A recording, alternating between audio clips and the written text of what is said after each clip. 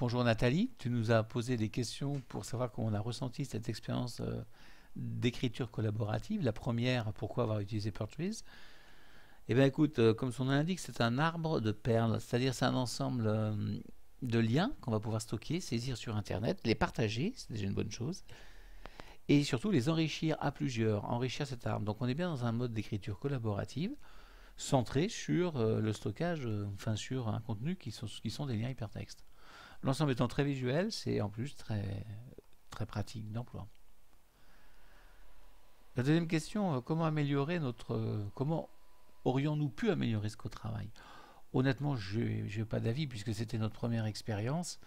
Donc on a appris en faisant. Je pense qu'au fur et à mesure d'expérience d'écriture collaborative, je verrai comment m'améliorer. Mais pour l'instant, c'est trop tôt en fait. Les règles pour réussir. Bon, bah, j'ai une toute petite expérience, mais déjà ce qui se dégage, c'est l'importance de pouvoir travailler sur un projet, de travailler à plusieurs, d'organiser le travail d'un groupe. Il faut des compétences de gestion de projet, qu'elles soient endossées par une personne ou successivement par une ou plusieurs personnes du groupe, successivement ou simultanément d'ailleurs, avec des niveaux variés, quoi. L'autre expérience, c'est être capable d'écrire, donc être capable d'exprimer ce qu'on a en tête, que cette expression soit textuelle, audio, vidéo ou autre. Et puis enfin, j'ai aussi constaté qu'on forme un groupe, hein, c'est collaboratif tout ça, donc il faut écouter les autres, il faut aider aussi, s'aider les uns les autres et avoir comme objectif la réussite globale du groupe. Donc à ce titre, c'est très enrichissant pour l'ensemble des personnes en fait. Quelle difficulté? Euh, pas de difficulté.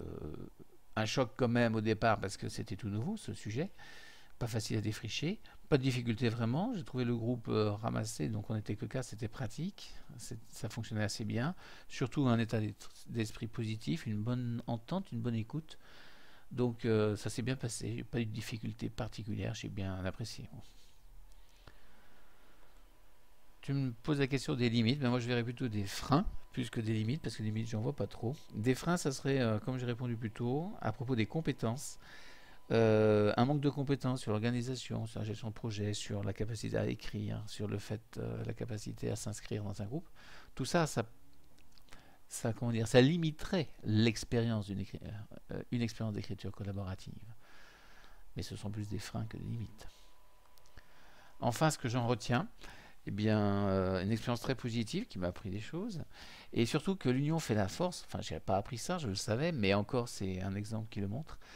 Et ça, justement, dans mon travail, ça serait l'idée de faire à plusieurs avec les étudiants, de leur faire écrire un cours sur un thème du programme, de façon à ce qu'ils construisent leur propre savoir et qu'ils le construisent à plusieurs.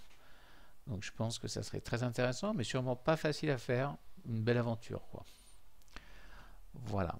Merci pour ces questions qui m'ont permis un peu de prendre un peu de recul sur cette expérience.